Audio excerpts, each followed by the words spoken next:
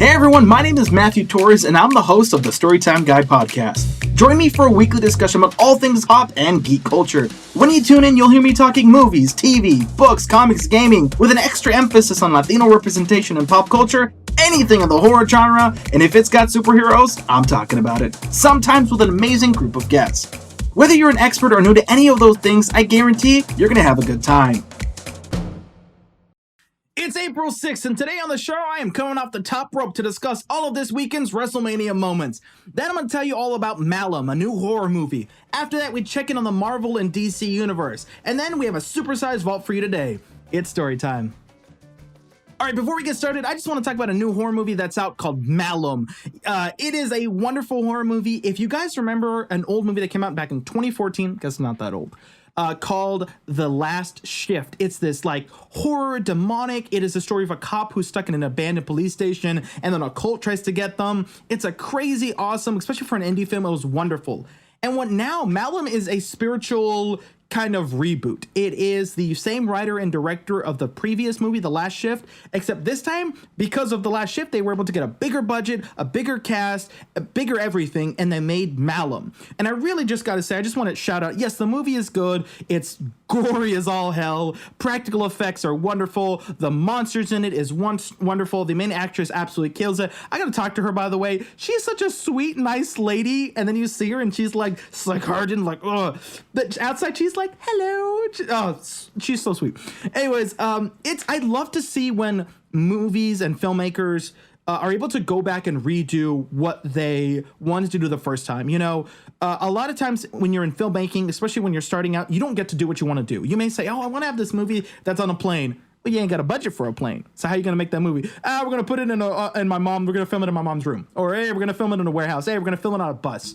You know, and so I really respect when a filmmaker loves what they want to do, but knows that that's not exactly the image they wanted to give. And so they're coming back to it with a better story, but still respecting the previous story. And you could watch The Last Shift and you can watch Malum, and you're going to see the differences. Everything they changed was for the better.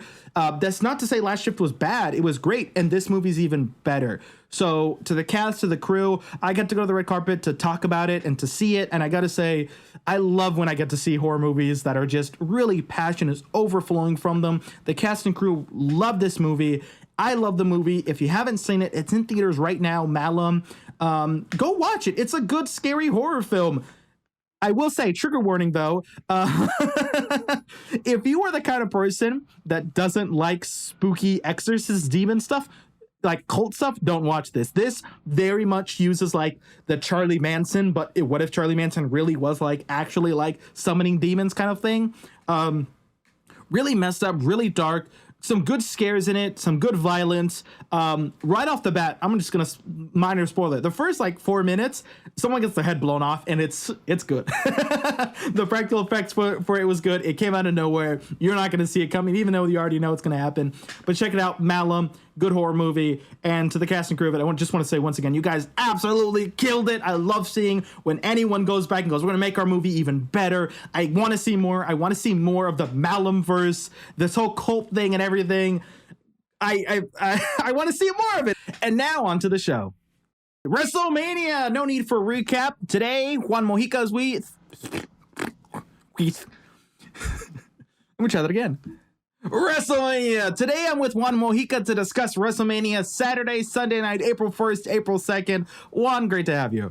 Thank you so much for having me back. It's been a fun time since the Scream episode, and there's a lot to discuss with WrestleMania. This is 2 nights. It's like 6 hours of content and lots of matches. And some good matches too. Yeah. Good matches, some bad matches. I don't know if so you've been a wrestling fan, I'm assuming, most of your life. Actually, I haven't. I started out in college, and the first Mania I watched was 32. I literally started watching when the Women's Evolution was starting. With Charlotte, you got lucky. Used Sasha, to be bad. Becky. Actually, I caught up a little bit on some of the previous women's stuff, and I gotta say they didn't get enough credit, which is why I'm definitely more of a fan of them. I'm meaning more, so like my first big WrestleMania was WrestleMania 20. So I watched WrestleMania 18, 19, but the WrestleMania 20 was the one that was like, I was a devoted fan of the time. I loved it. And I mean, I can just to kind of summarize that, they had a bra and panties match for the women. So they Yeah, were I in saw that. lingerie, and they had to the loser was whoever got stripped from their like lingerie robes into their underwear. That was the women's match at the WrestleMania 20. We've come a long way from Yeah. that to the best matches of the night, Saturday and Sunday, or the women's title matches, in my opinion. Yeah, Right? I agree. And they had some of the best looks too. So they the took looks, over. the entrances too. You had Bianca Belair's entrance where all the little girls from Compton are dancing together. I love that. And you had- also, so I just want to say something real quick. The yeah, go ahead. sad part about that, I don't know if you heard about Triple H crying. I did. Oh my God. That broke my heart. Yeah, so one of the little girls, if you watched it, the contortionist, her mom died that morning, I believe, right?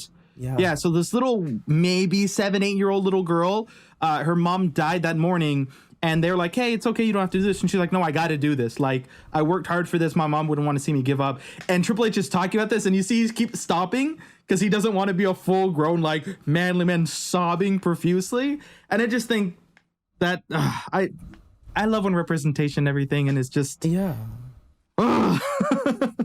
And I saw that press conference part where he was holding back so many tears, and I was holding back tears. It was emotional because you saw her perform and you saw like nothing was going on.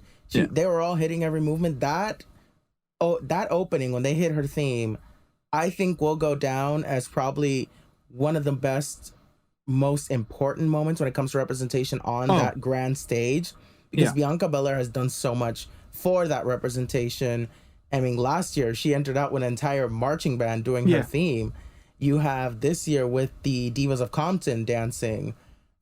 She just keeps pushing and raising the bar, and it's so impressive. And she's such a talented wrestler, too. It's not like they're like, oh, here's a black girl, let's give her... She's so damn good. The physicality that she has to be able to just lift the other wrestler, Asuka, in the air off the turnbuckle, the moves she was willing to do, willing to put her body on the line, man, she earned those spots. And I just like...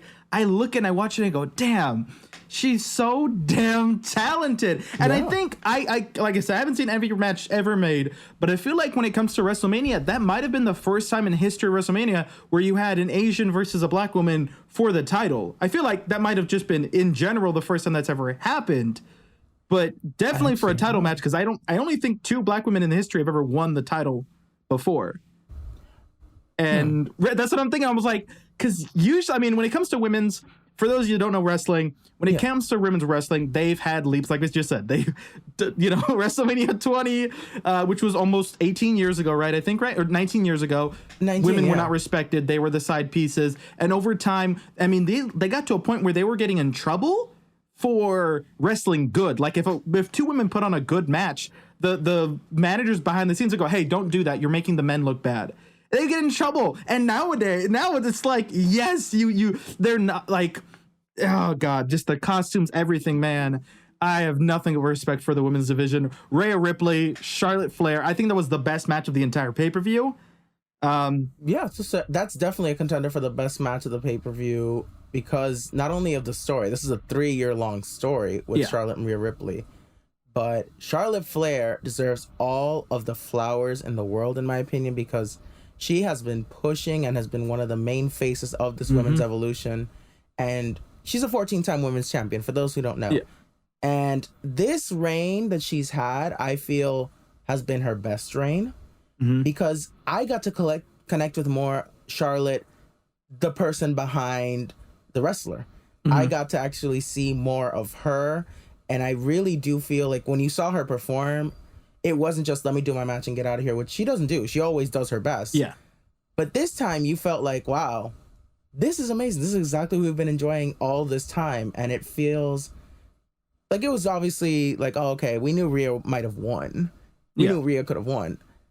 But at the same time, at the end, I don't know if you caught it, but Charlotte was smiling up at Rhea. What's your theory on this? Here's the thing. When you win the Women's Royal Rumble, you should main event. Yeah. There was controversy behind that, and I'm sure we'll address that at a later point. So I know they came out there and said, we're going to give them the best match, and they have to find a match to put after us because there's no way the men are going to compete after us. And that's exactly what happened. That's exactly. Did you hear during the tag team match that the announcers had to remind people that this was the main event? Did you catch that? Michael I Cole was caught like, it. "This is the main event, people," and I'm like, "You have to remind." I was like, "No, the main event was the last match. Y'all Yeah. missed out on that one." Like, Yeah. I don't think we're ever gonna like. I don't think they're ever going to do that again. At least I hope not. I think going forward, if it's two Yeah. nights, I think they have to respect that women are putting in the work, that they're shooting for these opportunities, they're deserving these opportunities, and that going forward, if we're doing 2 nights, one main event's got to be the ladies and one's got to be the guys. And I think going forward, that's the way it should be. The ladies deserve this. They've been showing time and time again that they are fighting. They're going harder than the men. They're willing to put their bodies on the line. Charlotte, how many times that girl fall like 10 feet face first? At least So like many 2 or 3 times. I mean, at It one looked point, like he I thought she broke her broke nose. Yeah. Yeah, you see it. I think she broke her nose, and it's like the fact that she was willing to like, no, I'm not going to get thrown. I'm going to do a backflip as I get thrown, and I'm going to hurt myself because this match is worth it. And I think she did. I think that, like you said, I think the goal of those two, of Rhea and Charlotte, was to go, hey, we're going to put on the best match. We're going to make everyone go, don't take advantage of the women's division again. We fucking earned our spot here. And I think they did it. I think they earned it. We'd love to see it, man. I love to see that because you have two talented wrestlers. And I think they were showing they're like, our gender is not, don't hold us back because of this. Right. And it was so cool to see that match. Talking about flops, because we mentioned the main event. What did you think was the worst match of the, we can start Saturday. What do you think was the worst match of Saturday? Wow. I wouldn't call it the worst. I'm going to call it the most disappointing because it's the match I feel had a lot of hype, but I think it failed to deliver. And I can't believe I'm saying his name in conjunction with this word, but I have to give it to John Cena and Austin Theory. Because I know it was everyone was expecting John Cena to pass the torch to Austin Theory. Mm-hmm. That match proved that I think John Cena said, "You're not ready. I don't think it's time to pass you the torch." And he did his best with the moves. Again, Cena will always be a professional. Yeah. But at the end of the day, they kicked off the show. Let's be fair. They kicked off the show. You kick off the show with like a high adrenaline. Yeah, you got to match. start high, it lulls down, you end high. That's the way wrestling pay-per-view goes. For anyone that doesn't know, that's how their matches go. If you want to watch the best matches, you show up for the beginning, you can skip the middle, show up for the end. That's their formula. But I feel both nights they started off with weaker matches. Oh, yeah, Brock Lesnar versus Omos. And Omos, I think Omos actually did a pretty good job, all things considered. You know, this is his first WrestleMania. He doesn't really get the spotlight. Actually, he's had a couple. I will say. Well, for a WrestleMania match, though. Well, I see where you're going. Yeah, I'm trying to be kind of to Omos. But given Brock versus Omos, I don't think it was built as well as they could have. I think Brock and Omos did their best to make it feel like, okay, David and Goliath. And I don't know how I'm going to F5 this 7-foot man, but I'm going to find a way. And with John Cena and Austin Theory, I think inevitably they did foreshadow that it wasn't going to be a great match because John Cena said, "You just made the biggest mistake of your life" on Raw, and say, whatever happens in this match, if I win, they're going to hate you. If I lose, they're going to hate you. I mean, They to me, kinda it's foreshadowed. I see it because it's like when you look at Austin Theory, it seems like both of them just took their time with it. I think with Brock Lesnar and Omos, and with the John Cena and Austin Theory, it looked like they just didn't want to be there, I guess. Like they just weren't. I don't know if it was behind the scenes. Like John Cena's like, hey, I'm going to start filming Peacemaker Season 2 in a month, so don't hurt me. And I'm not going to put myself on the line for this. Okay. And I can see that. I can also just see that maybe they were testing each other out, and John Cena's like, you know what? No, I'm not doing this. Because I love John Cena as the nicest guy, but when it comes to how he views respect in the wrestling, he can be really, really mean, and he will bury people, and he will, for this, bury means like, if there's another wrestler that's coming up career-wise, he'll ruin their career. Is pretty much like John Cena's done it before to several people. He's not afraid to do it. If he doesn't think that you deserve to be there, he'll just kick you out of there, and he's got the power and popularity to do so. So this definitely felt like they're like, hey, give Austin Theory a chance, and then he gave Austin Theory a chance, and he went, nah, I'm good. Like it just wasn't the match that I think. Speaking of. Do you think that Edge and Finn Balor match was cut short because he got busted open? Oh, we agree on that one, right? Like he was. And even then it was really good. Yeah. So for those of you that didn't watch WrestleMania, there was a match, Hell in a Cell, right? And it was Edge the rated R superstar Edge versus Finn Balor, the Demon, right? These two guys. Edge is old school. Finn Balor's been wrestling for a long time, but in the WWE, he's rather new. Both of them are great, prime of their lives, and they're wrestling, and Edge throws a ladder at Finn Balor's forehead, and it cracks him open bad, like blood spilling on the ring bad. Now, 10, 15, 20 years ago would have been the greatest thing ever. They would have shown his face, pooling in blood and everything. Not in this day and age, not with wrestling right now. They're trying to be G-rated. And so... Well, they are. AEW isn't. Yeah, and AEW... Well, okay, so WWE is trying to be... Specifically, WWE is trying to be G-rated. And what happened was, because this was not planned and they don't want to show blood anymore, which this goes to show anyone that's like, wrestling's fake, not the blood it ain't. They cut away. Yeah, Edge literally had nothing to do. He stood there and he's like, what do I do? Like, I can't...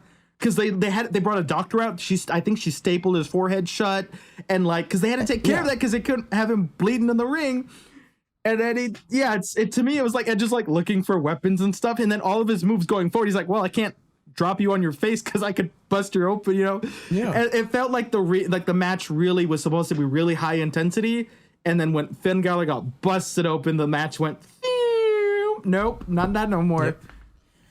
I don't know. I feel like the story was there. So the story was excellent. This is the first time Hell in a Cell has come back to WrestleMania for years. It's a huge deal. They brought back the old cell. It's no longer red, which a lot of people complained about. So there was a lot going into it. The entrances were very interesting. I loved what Finn did. Interesting's the right word, because Finn, when he brought out the purple smoke, I was like, that is dope. That is amazing. Yeah. Edge, I literally saw him. I was like, King, I love you, but your headpiece is looking like the skeleton disco ball from Scooby-Doo live action, like from Spooky Island. Yeah, because they were trying to do the Brood thing without him going full Brood, which is interesting. They gave him something. They gave Finn something while they were stapling him to trying to let him continue the match. Because one thing I will say about Finn Balor, again, he's one of the people I started becoming a fan of when I started wrestling. Mm-hmm. He will not stop a match. He will keep going. When his body is out, fine, he's done. But even with his head being cut open because he had a literal ladder thrown onto him, if you think that's fake, take the ladder shot that Edge gave and then tell me it's fake. But he said, I'm gonna keep going. Let's just fast forward it a little bit. So Edge went around the ring throwing stuff around because he had to buy time. He can't just stand there. Yeah, you have to buy time. You have to do something. And they literally were like, cameras on you, Edge. Good luck. We can't take the cameras off you. He's like, oh, shit. But he's a veteran. He knows how to get through this. Yeah, and so it's like he's been busted open. Edge has been busted open. Literally, there you could just Google Edge or Finn Balor busted open, or it was Prince Devitt, as Finn Balor used to be called. And there's pictures of him. They're literally blood is coating their face. They're both tough guys, and they were both in their prime of, I'm okay with this. It's the WWE that was like, no, you guys can't. And I think that bothered Finn because you could tell he was like, let's keep going. And Edge was like, oh, I don't want to bust you open again. It was, I think it made it a little uncomfortable. I hope we get another one. I hope that just for the sake of it, I know that was supposed to be the final match, but I hope for the sake of it, we get something else. Latinos. We had to talk about the Latino match. The Latino World Order came back for this and everything. Oh, yes. Rey Mysterio versus his son Dominic Mysterio. For those who don't know, you've probably heard the name Rey Mysterio. You know who that is. Rey Mysterio, his son is now old enough to wrestle, if that one makes you feel old. If you remember the old Eddie Guerrero, Dominic Mysterio matches from early 2000s, where little Dominic's there. He's a grown man. He's like 25 years old now. He wrestled. He's a bad guy now. He, to put it plainly, he got in with the wrong crowd, which is pretty much falling in love with this crazy white girl. And he was just pretty much, he's a bad guy now. And, he told his mother to shut up, which I think every Latino on the planet, when he told his Latina mother to shut up, I feel like everyone's like, oh no, she's going to kill him. And right, like that match, and he did it again. And I think the best, other than their entrances, we'll get into this. I want to say, Rey Mysterio whooped his boy's butt. Literally, he took off his belt, got his son in the corner, and spanked his son in the ass with a belt. And I don't know if you know, look at all the audience members, but every Latino man in the building stood up and cheered. Every Latino, Latina who saw that moment not only identified with what they wanted Rey to do, but in a way we're like, oh yeah, that could have been me if I did half of the things that Dominic the did. Belt, man. I'm surprised he didn't get the whoosh, They need to save something for a rematch, to be fair. But yeah, the match was good. It wasn't great. I don't think Dominic's an especially great wrestler. But Rey Mysterio, they were wonderful together. The story built up. It was a really good match. It wasn't the greatest match. Dominic still needs to, he needs to hone his craft. He needs to be a little better about things. But together they were great. It was a really good match. My opinion. What do you think? I loved it. I loved it. I actually really have a lot of respect for Dominic. He's done as a character. Yeah. He's taken something that shouldn't work for so many other people, but it does. And I agree he maybe needs to work a little more on the mic. So he's still starting out. He'll get there. That I know for sure. And I think with the right people, he'll be able to find his footing. But when it comes to the match, that lucha style is not easy to dominate at all. Yeah. And he does it quite well. So I think throughout the years, we're going to see someone who could eventually end up in the main title picture. I think the match itself was great. I mean, come on. We knew that the family was game when he threw a drink at his sister. Yeah. In the crowd. He got her drink and threw her to reel his dad in and then send him into the post. Yeah. That's good storytelling. I'm sorry. They did a really good job. Obviously, I feel bad for the sister who got the drink in her face, but someone got payback for her. Miss Angie. You don't mess with Miss Angie. Miss Angie Mysterio. You don't mess with her. No, and the thing is, too, is that, so what I love about that whole bit and, the build-up for it is that Dominic did the 619. He did his father's move to his father. In wrestling, when you do someone else's move to them, that's the biggest slap to the face. If you do your father's move to him in a wrestling match where there's veracity with each other, yikes. So we did that. Let's talk about the main events. I did not like either main event. I don't know how you feel about it. I thought the tag team match, we'll start there. Tag team match. Were you let down by it? Did you think it was too slow? These are things I feel, but Kevin Owens and Sami Zayn, some of the most talented people on this roster, especially Kevin Owens. I really love him. I think the match itself, it was a little slow. I did find myself looking at my phone from time to time, and that's nothing on KO and Sami. I think it's more, I'm sorry to say, you know how there's superhero fatigue right now with some movies? I think there's bloodline fatigue, because this Godfather storyline, I think, has gotten to the point where so many people are just like, all right, don't ruin it and end it while you can and preserve it and try to do Bloodline 2.0 later. But no, they kept it going. I like how they took the belts off the Usos. The tag team division was suffering. They needed to take the tag team titles off of them. And the Usos, legendary reign, one of the best tag teams ever for the company, along with the New Day and so many other great tag teams I can go on, but they're one of the best, essentially, for this new generation. Now, night two's main event. Sunday night, Roman Reigns versus Cody Rhodes. Spoiler, Roman Reigns, so the Usos lost. They're part of the bloodline with Roman Reigns. It's like this Hawaiian family dynasty. I felt, and I think you probably agree, they should have ended the bloodline. Usos losing, Roman Reigns losing. That should have been the bloodline. Move forward with everyone's careers and the story. Because it's been going on for a freaking year. It's enough. Longer. Yeah. And then Roman Reigns retains the championship belt because the Usos came in. And then I always forget Umaga's son's name. He came in. Yeah. Paul Heyman got involved. There was tomfoolery and shenanigans, and you're like, look, I get it. Sometimes that works. Like Seth Rollins cashing in the Money in the Bank at the last minute. That works. Sometimes there's cool ways to end a WrestleMania match that doesn't feel like the audience were cheapened out. Like, we all like a little bit of a screw job. But not this. This was a clown fiesta. They're literally, so Usos and Sami and Kevin all come in, they punch each other, and they're like, all right, time to get out. And so, like, pushing each other out of the ring, and they're like, okay, walk 10 steps. You're like, what is going on here? I don't see it. I guess they're probably going to be building up for, like, Usos and Roman versus Cody Rhodes and Sami and Owens, I guess. Well, Roman's taking time off. That I know. I think it's a part-time schedule, so I don't think he'll be coming to Backlash. So why didn't he lose the belt?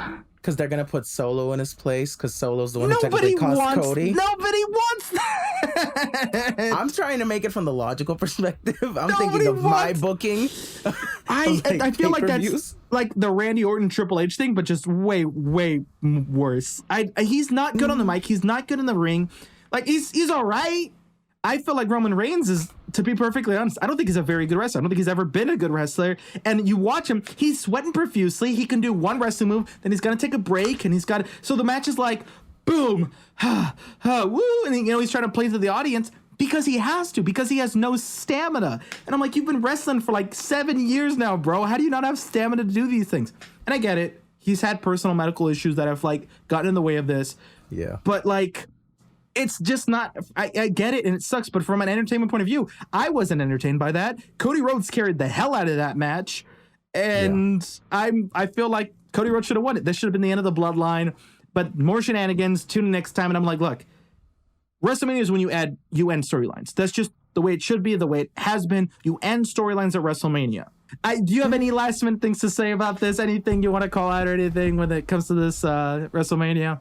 Yeah, I would have loved to have seen Cody win because of the whole finish the story angle they were doing and completing Dusty's dream, and he could have brought out a new title, and we could have finally split the belts so the two divisions could have champions. I get that they want to get Roman past 1,000 days, and 1,000 days is going to be like at the Saudi Arabia pay-per-view of King and Queen of the Ring. I think the problem now is Cody was one of the best bets left. Mm-hmm.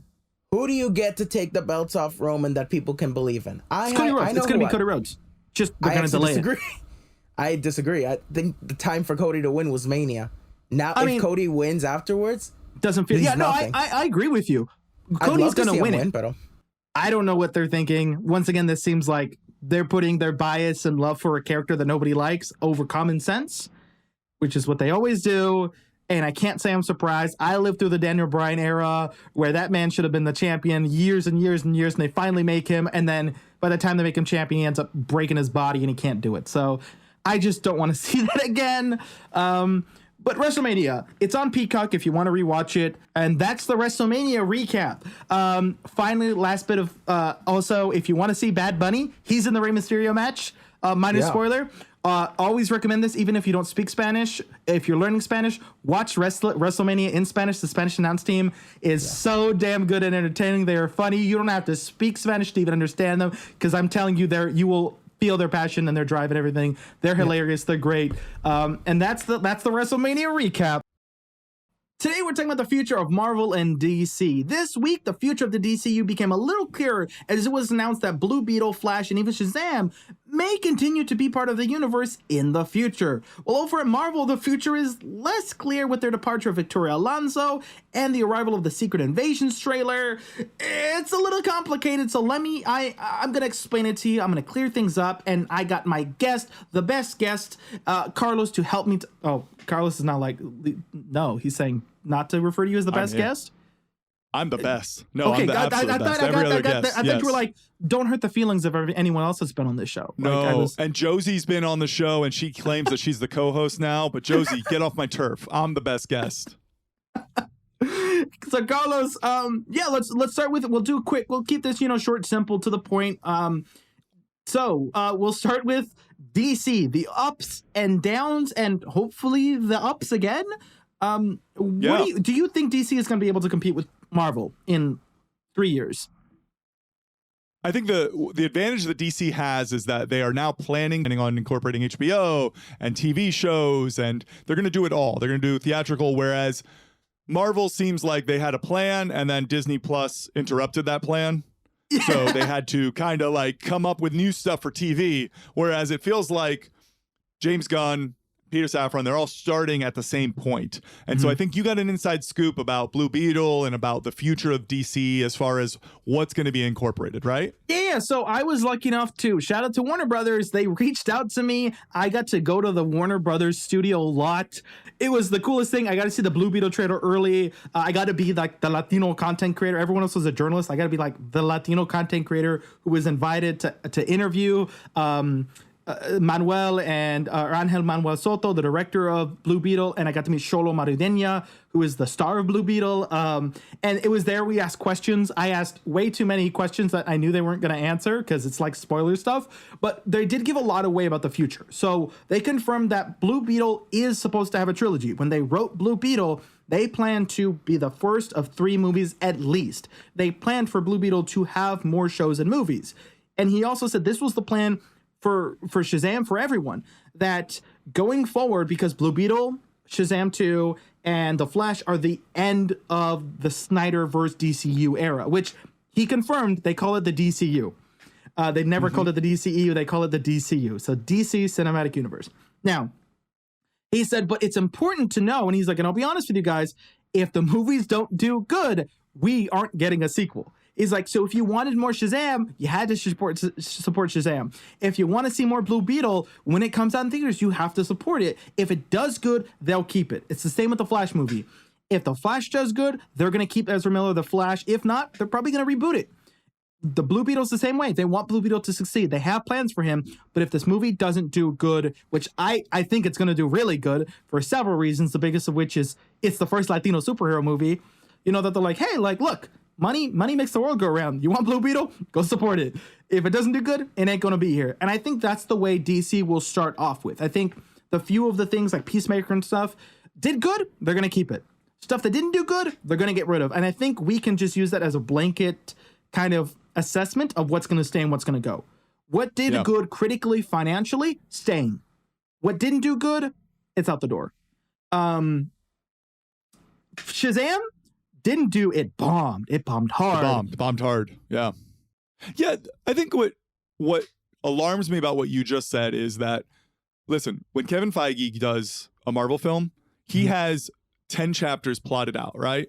And if chapter 2 doesn't do well, it doesn't impact chapter 6. It's not, but what you're saying about DC is, listen, if Blue Beetle doesn't perform at the box office, if it performs like Shazam, then that's going to impact whether or not we see Blue Beetle 2 or Blue Beetle 3. Yeah. But the thing is, that's a chapter in this overarching storyline. And that's the concern I have, is that it's so predicated on what the box office returns are, whereas Marvel has at least the commitment. They say, we're going to tell this better phase, right?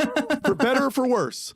For better or for worse, they have a vision for a phase, and that phase is 1 through 7, and those 7 different chapters are whatever films those might be. But at least they're committed to that, right?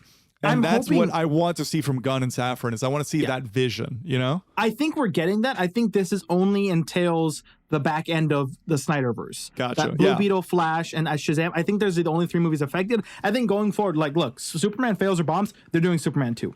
Batman, Brave and the Bold fails or flops, they're doing Batman, Brave and Bold 2. I think this is just for these 3 movies that this is really important for them. Shazam looks like it didn't do that good. I mean, and also to jump over to Ant-Man Quantumania, that killed that franchise. Ant-Man's not getting a 4th movie. Bob Iger came out and was like, no, just because a superhero has a movie doesn't mean they're getting a sequel anymore. Like, if there's not a good story, we're not going to tell that story, which is... Yeah. Ant-Man's done.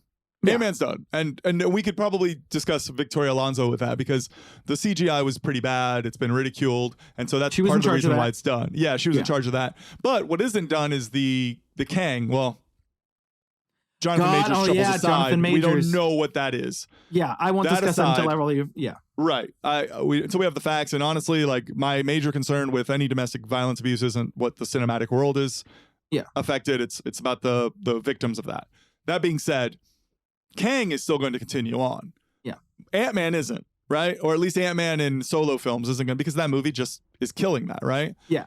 And even Thor Love and Thunder, it feels like, or I like the Thor Love and Thunder, but I get that the majority of the world did not. I get that it was too much Taika, and it kind of ruined Thor. And it looks like Thor, Chris Hemsworth, especially after his diagnosis of, that he has a sickness, that he's not coming back. Or at least if he is, he wants to just die off. So I'm like, it kind of feels like the MCU is falling apart before our eyes for a variety of reasons. Sure. And I mean, the MCU, I mean, if it's falling apart 30 films in, it's been a bad remarkable run. Remarkable. So the rumor is that, and I have it on good authority, that our MCU is rebooting come 2028. So the plan is that they believe, supposedly, and I've heard this from a very reliable source, multiples, that they don't believe people are watching MCU movies anymore.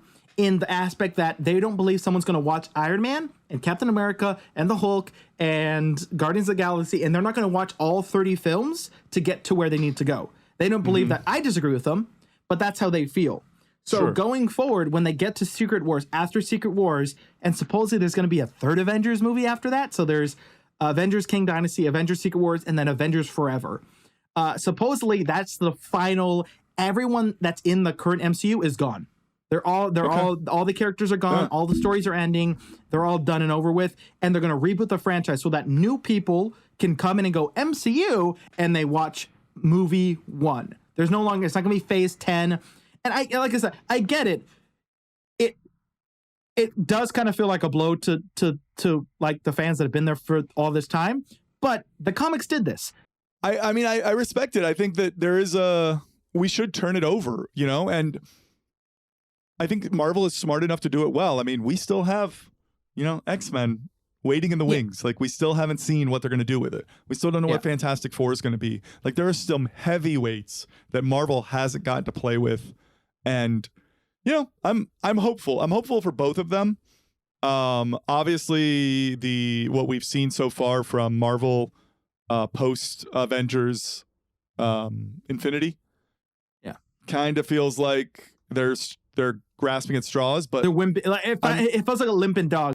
I think there's a big ideology difference of how they're going to do content, right? So DC, James Gunn has said, you have to watch the shows going forward, that we're going to make shows and they're going to be important, just as important as the movies.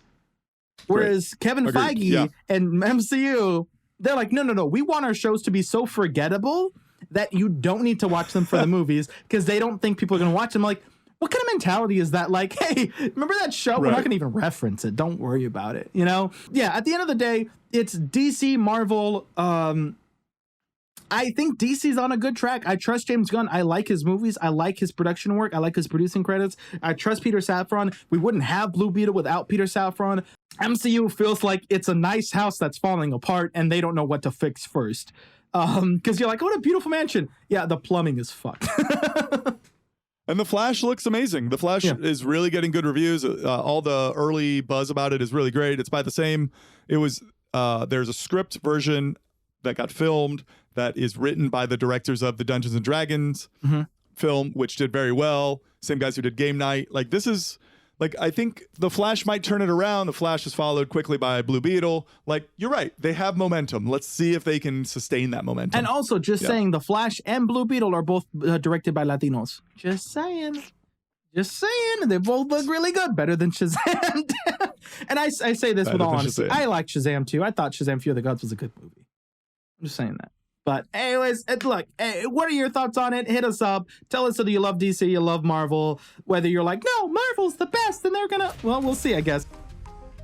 All right, so today, welcome one and all to the all-time segment, or as we like to call it, The Vault. Every episode, I put something in the vault so that we can preserve a piece of art, movie, a book, a graphic novel, a poem, a sonnet, a bonnet. Today, we have my guests, Carlos and Juan. I'm excited for this. I know Carlos already has one. He's ready for this. Carlos, what do you want in the vault? Today is April 6th. So something that I'm going to put in the vault, which may or may not stay at the end of the year with the vote. I doubt it will stay. It's Alexander Payne's Election, because it is the first movie that my wife and I saw together, and today is my wedding anniversary. So congratulations! This is just straight me log rolling to make bonus points with my wife. I am using this show for this. Yes. So there you go. Can we get also? Santi, can you put on some like beautiful audio mixing right here? Can we have like a really nice, like pretty, like tell them your song, and then we'll try to find like a public domain version of that song. Oh, perfect. So we can get it right here. I'll send you some wedding photos, and we can just like gloss them over. Yes. We've ambushed Juan with a totally romantic themed vault. Oh yeah.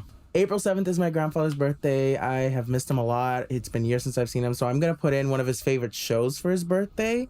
And I'm going to put in The Nanny. He loved The Nanny whenever it was on. He sat down, he watched it. It was kind of like his version of a boost of serotonin. It always made him laugh without fail.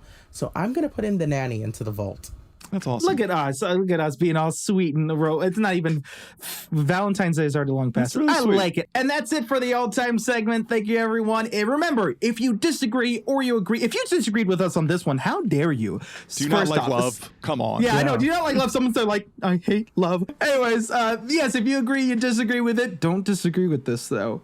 Find us on social media. Tell us what you want in the vault. I love hearing what you guys want in the vault, what you guys love to put in there, what you want us to put in there. So far, I just feel like I have a list and everyone has to be at specific times. And so we'll get to those when we get to them. But for now, thank you guys so much for the all-time vault. Okay, everybody, I thought for the closing today, I would read you some beautiful poetry from the art of John Cena's music. I need to go get my tights and get to the ring. Thanks to Juan and to Carlos for joining me today. Thank you everyone for listening. Follow me on social medias at the Storytime Guy. And as always, everyone, have a magical day. Sonora.